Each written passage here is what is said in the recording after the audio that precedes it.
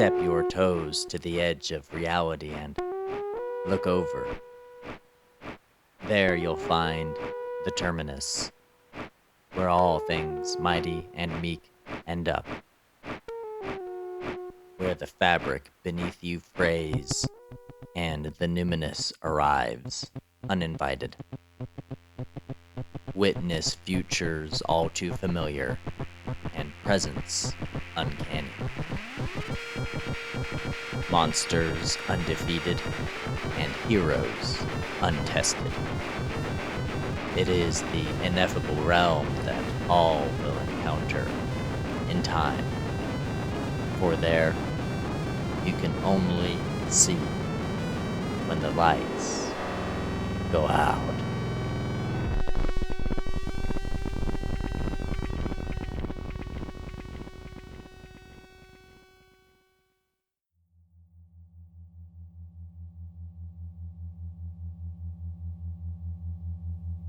Lisa sat in a musky office chair beneath a single dim light bulb, surrounded by a mess of boxes that reeked of cigar smoke.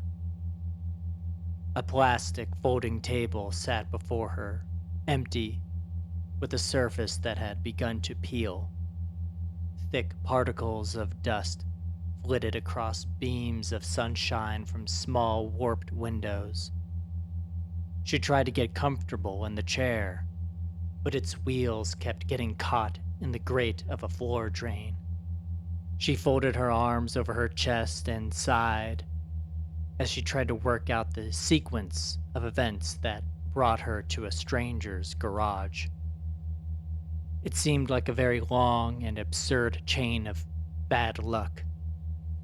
It wasn't that long ago that she was living a life of tolerable, messy banality, much like everyone else.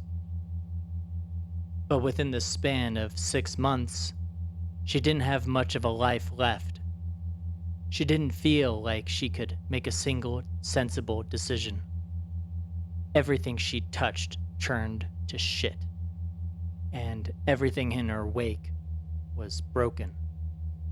It was as if God was shining his magnifying glass on her, and she had no idea what she'd done to deserve it. She did what a lot of people do when they're at the end of their rope, when they've made so many seemingly poor decisions that their rational brain goes into hiding, and they become desperate to find meaning or pattern in their lives.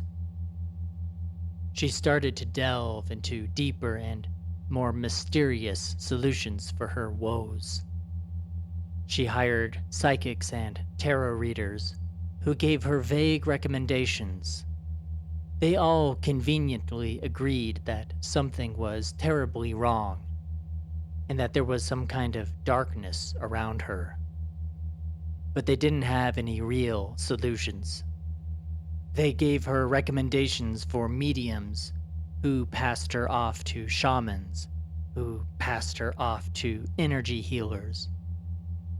Lisa felt like she was living out the bureaucratic horror that people face when they have a mysterious medical problem and keep getting pushed along to one befuddled specialist after another. She was being pushed through a new age gauntlet as her life fell apart. It was one of those recommendations that brought her to this dingy garage. She had gone to a crystal shop in the hope that some charmed object might turn her luck around.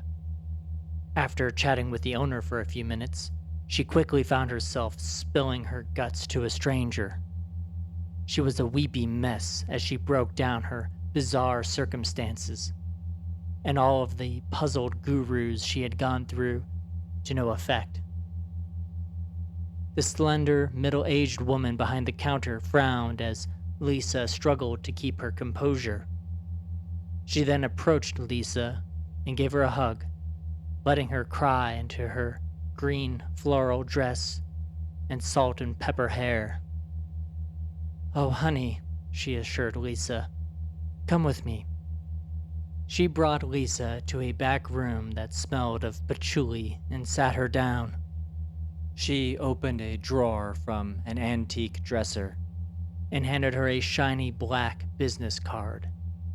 It read, Dr. Jonathan Darby, Object Continuity Restoration. Lisa squinted her eyes, struggling to read the purple letters against the black background. What is this? She asked through her sniffles. I don't recommend him very often. Not that there's anything wrong with him, the store owner assured her. I don't understand. What does he do? The owner sighed as she put her hand on her hip and looked up at the ceiling. You know, he kind of does the same thing that I do, but he takes a very different path to get there. He has a knack for solving extraordinary problems. Lisa gulped as she sank in her chair. It's that bad, huh? The owner nodded. Take your time, collect yourself, but I'd suggest you see him as soon as possible. Lisa left the crystal shop that afternoon and texted the number on the card. Within a few minutes, she got a response without any introduction. Whoever was on the other end, presumably the doctor, started throwing her some odd questions. How long has this phenomenon been happening? She told him it had been about 6 months. Have you had any indescribable dreams that turned out to be meaningful? Lisa wasn't sure how to answer that. How would she go about describing an indescribable dream? In any case, she wasn't in the habit of remembering her dreams anyway, but she told him that she'd experienced quite a bit of déjà vu. She didn't know why she told him that, but it seemed relevant. Have you been experiencing improbable coincidences that are unrelated to your misfortune? Along with the déjà vu, there'd been a lot of that recently. The day before, she filled up her car at the gas station, and it cost her $22.22. And when she went inside to buy a snack, she got $3.33 in change. When she checked the time, it was 4:44 p.m. Her life had been filled with weird but easily dismissible stuff like that. Have you received any gifts or mysterious packages that carried strange or macabre contents? Lisa could easily say no to that. Think back to when the phenomenon began. Did any innocuous objects arrive in your life at that time? Lisa thought that was a terrible question. Why would she remember an innocuous object from 6 months ago? But after thinking about it for a minute, she realized that she had gone on vacation about the same time that everything started going to hell. Lisa groaned and pulled her hair. She had brought home a lot of innocuous objects, and she told the doctor as much. The doctor texted her an address and then told her, I have an opening at 6. Door to the garage will be unlocked. Please bring everything you can think of from that vacation. A garage. Lisa was hoping that someone with a doctor in their title would have an office or something like that. But after seeing so many unconventional people as of late, she'd gotten used to meeting these professionals in their homes. She arrived on time and texted him before walking into the garage through a side door and taking a seat at the table. As she took in the dingy surroundings for a few minutes, the doctor walked in from the main house, wearing a lab coat and carrying a big red metal toolbox. He had a goatee and yellow sunglasses over a stern face. Lisa, he said as he set the heavy red toolbox on the table, which strained under the weight. Yeah, she said as she stood, eyeing him with some suspicion as she reached out to shake his hand. Dr. Darby pulled back his hand. Sorry, ma'am, but that's not a good idea. Oh, take a seat, he said as he rolled an office chair up to the table and sat down across from her. So, you're Dr. Darby? Lisa asked. He cleared his throat. Yes, ma'am. Let's get started. Are you an actual doctor? Like a doctor? No, he said curtly, as if that should be obvious. I have a PhD. In what? Parapsychology, of course. Lisa sighed and mumbled under her breath. Jesus Christ. Let's start from the beginning. Where did you go on vacation? I went to Vegas with a few of my girlfriends. Really? Dr. Darby said, raising an eyebrow.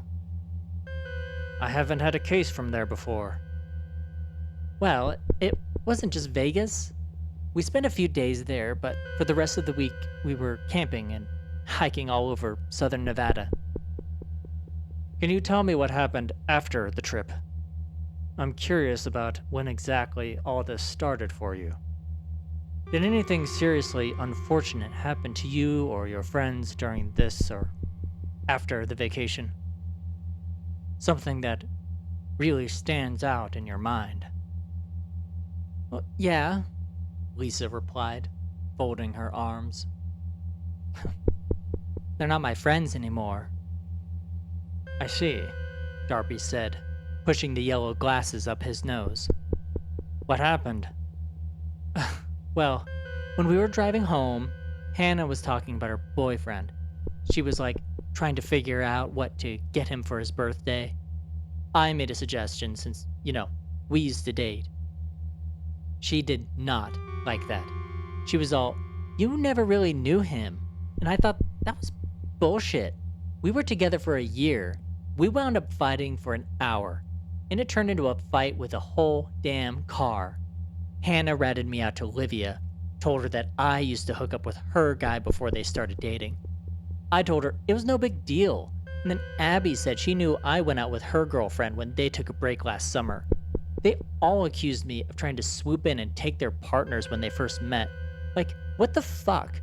These people are all dating them now, and I'm the homewrecker? I told those bitches the truth. They've been swiping all my guys. Dr. Darby cleared his throat and put up his hand to interject, but Lisa cut him off. I know.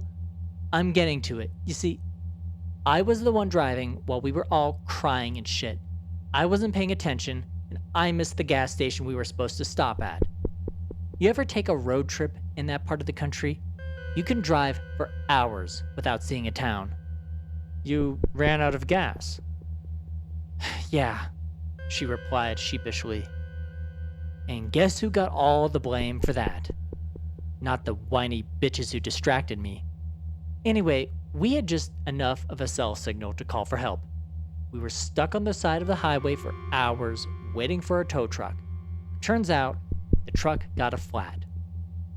That's unfortunate, Dr. Darby said, stroking his chin. But not impossible. Oh, that's not the crazy part, she replied. While the truck was getting taken care of, we called another tow company to get us. But when the driver was on his way over, there was a flash flood that blocked his way. By the time the water receded, the first truck had his tire replaced. They were both calling us to see if we still needed help.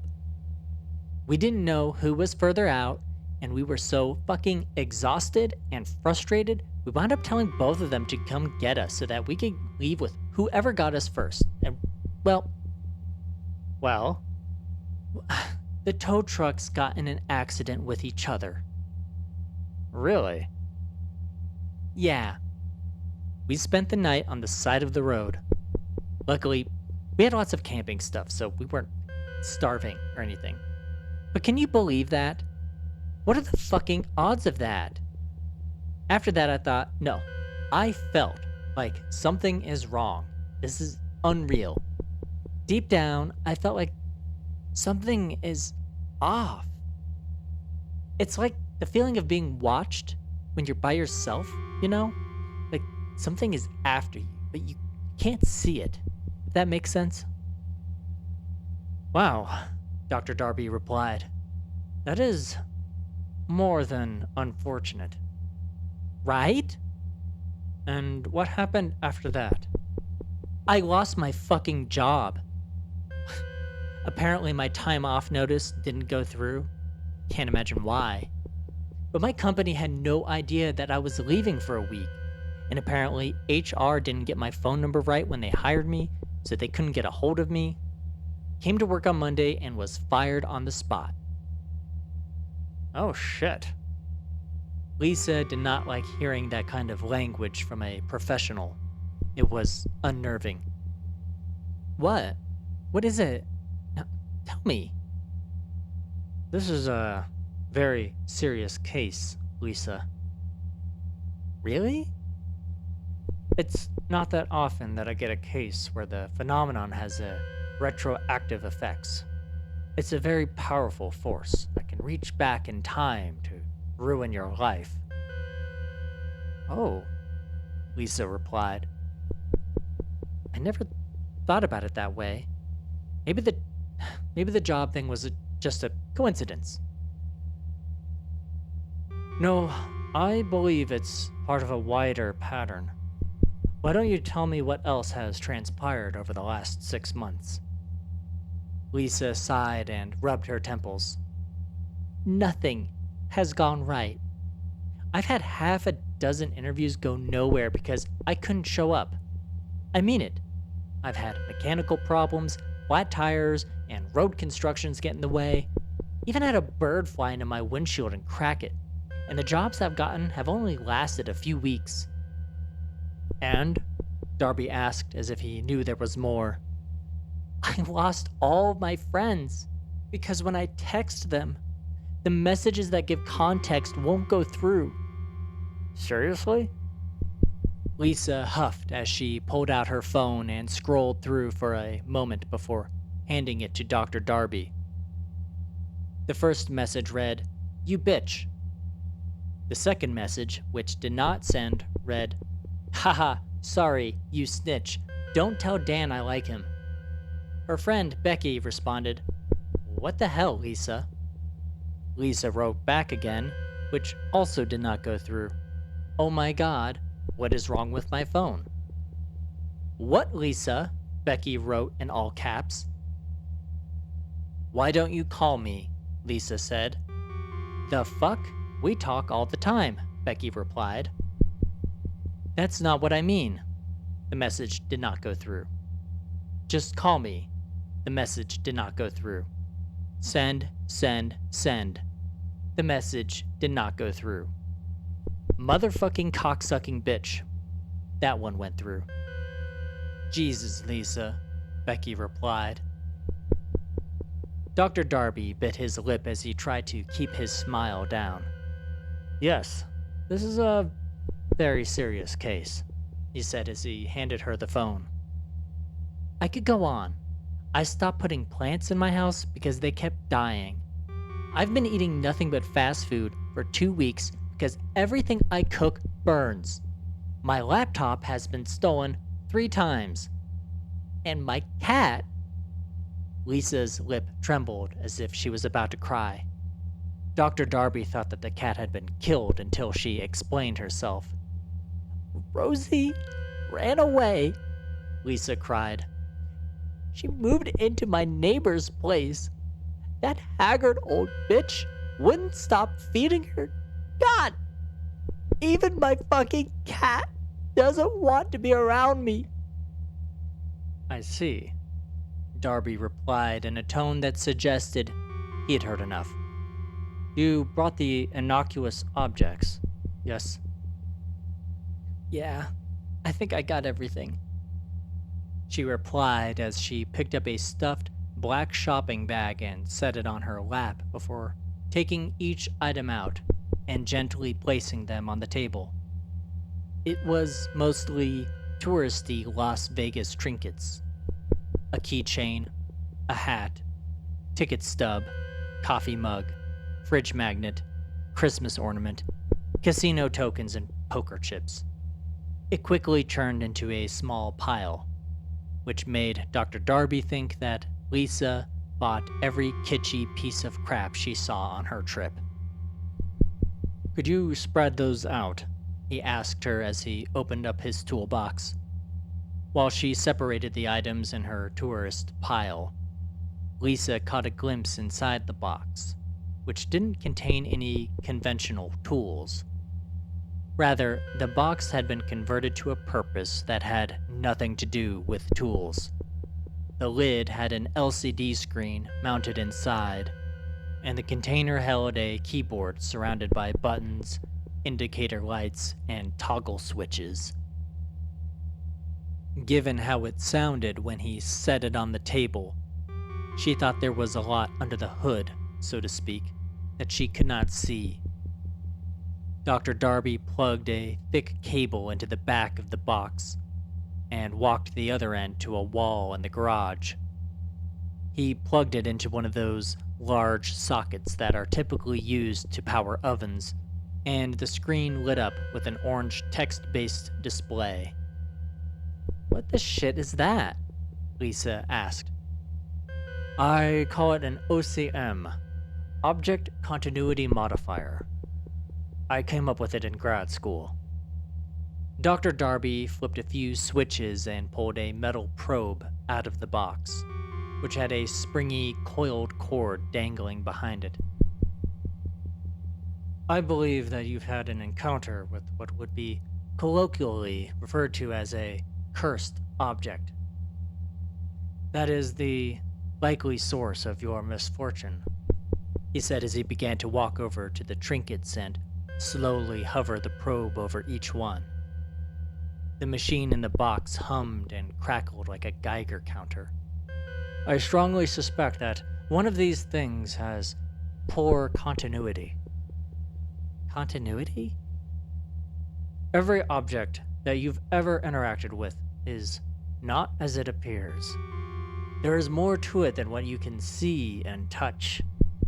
An object is not just the thing that you see before you, he said as he held up the probe near her face, using it as an example.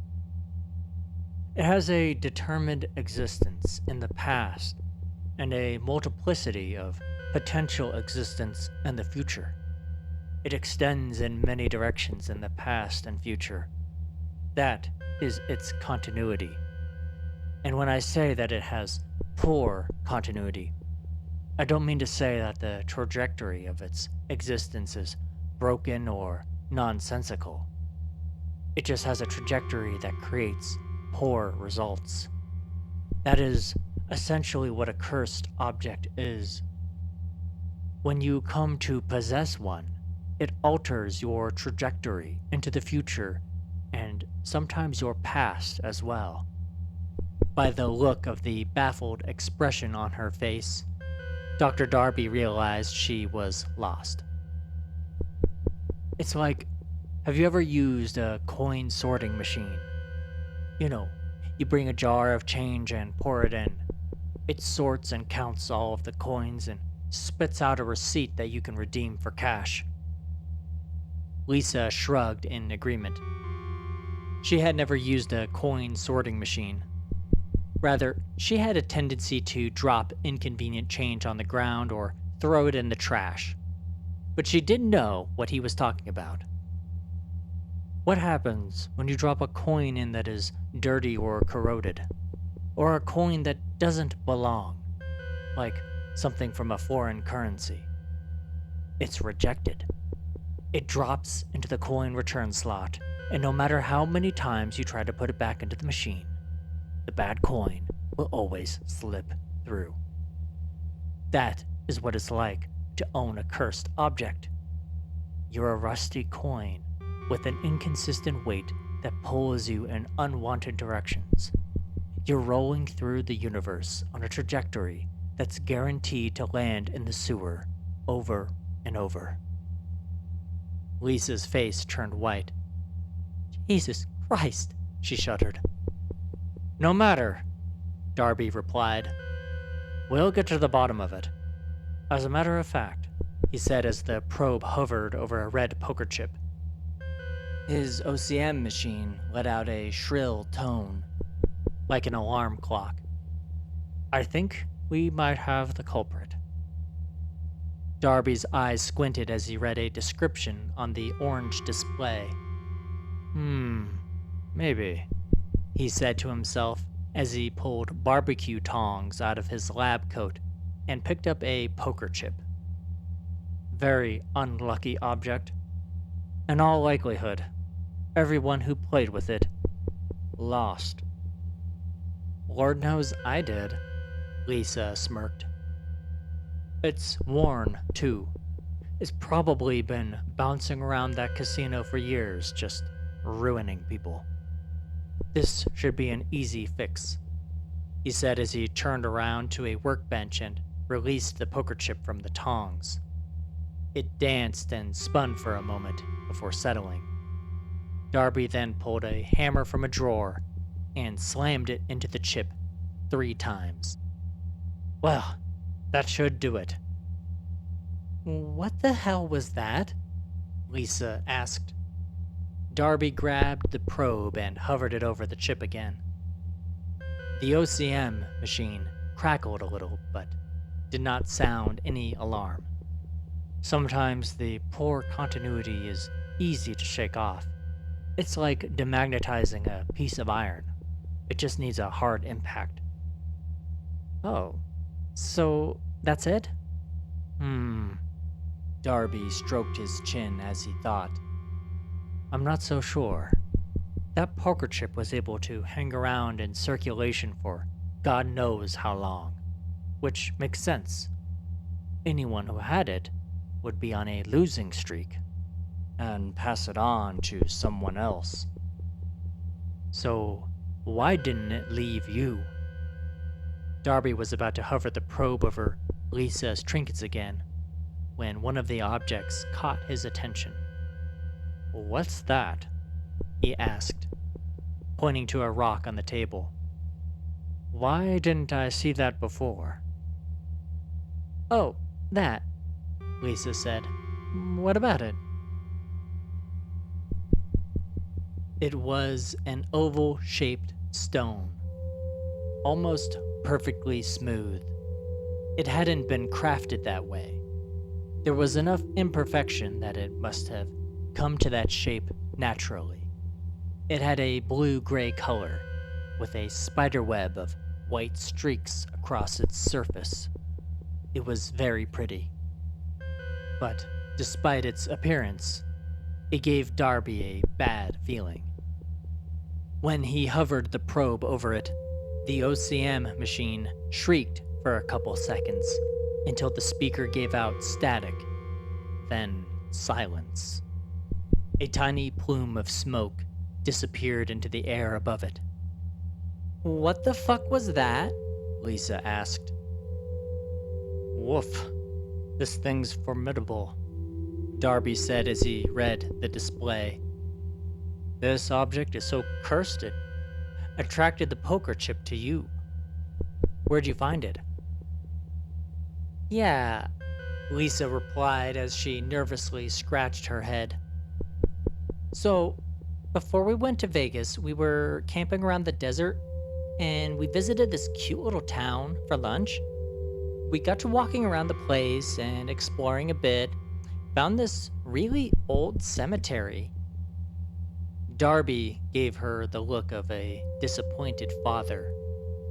It was an "are you for real" kind of look. What? She asked.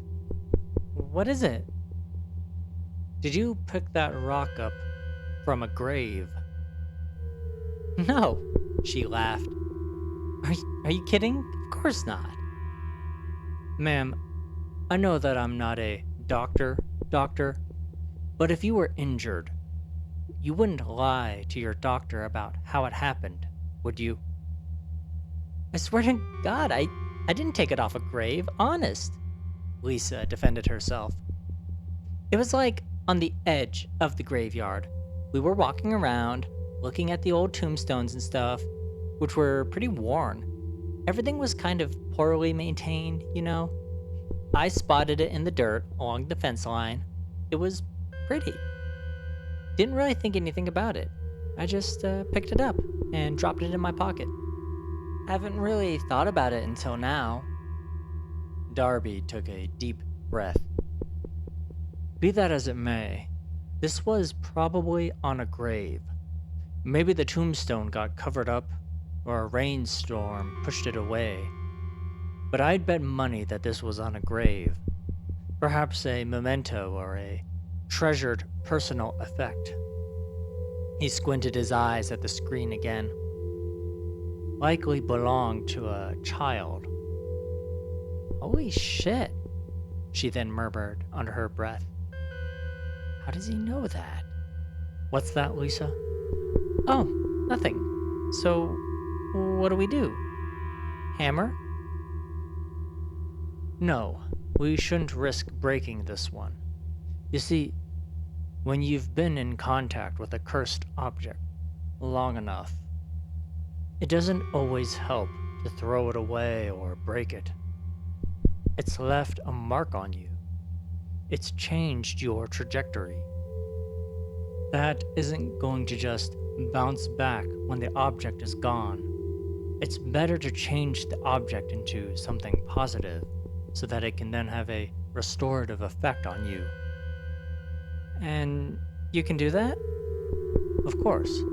Stand back, Darby said as he reached into the toolbox and pulled out a palm-sized speaker whose wires and fabric were exposed as if he had yanked it out of an old amplifier. It rested on a hinged stand, which allowed him to direct the speaker toward the rock. Darby grabbed 2 more leads from the box. They were red and black alligator clips that held shiny metal rods. The doctor gingerly adjusted the rods on the table until they were touching either side of the rock. Okay, ma'am, he said. Cover up.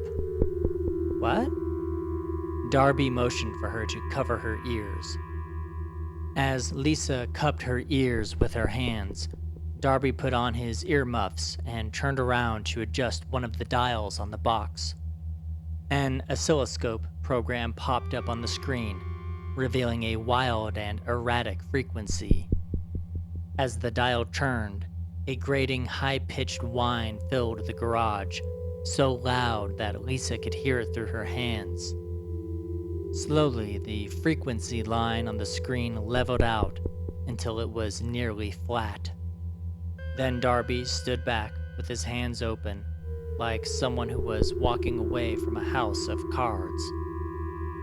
The electric whine rose in volume for about 10 seconds until the sound abruptly cut out, and once again a wisp of smoke floated out of the toolbox. Lisa uncovered her ears and looked at the machine. Is your thingy gonna be okay? It's alright. Just another blown fuse. Is it, like, fixed? Let's see, Darby said as he pulled off his ear protection. He grabbed the probe and held it up to the rock while squinting at the display behind his yellow glasses. I think it's good, actually. Really? Oh yeah, Darby said as he picked up the rock. Harmless. Take it with you. He tossed the rock to Lisa, who caught it between her fingers. It'll negate the poor continuity that's been imprinted on your future. Thank God. You sure? It's safe now? Yes, ma'am. Thank you so much, Doctor, Lisa gushed. This is... She gulped and wiped a tear from the corner of her eye. Maybe it's all in my head, but I feel better. Really. Wow. I feel like I... Like you can breathe, Yes, holy shit, yes. Happy I can help. Wow, yeah. Lisa trailed off as she began to pick up her Vegas trinkets and collect them in her bag. You have no idea how much you've helped. I feel like I just dropped 100 pounds. She started to turn around to leave when Darby cleared his throat. Before you go, there is the matter of payment. Oh, of course, she laughed. I must be out of my mind. What do I owe you, Doc? $2,000. Lisa laughed again. Really? Yes, ma'am. You're not kidding.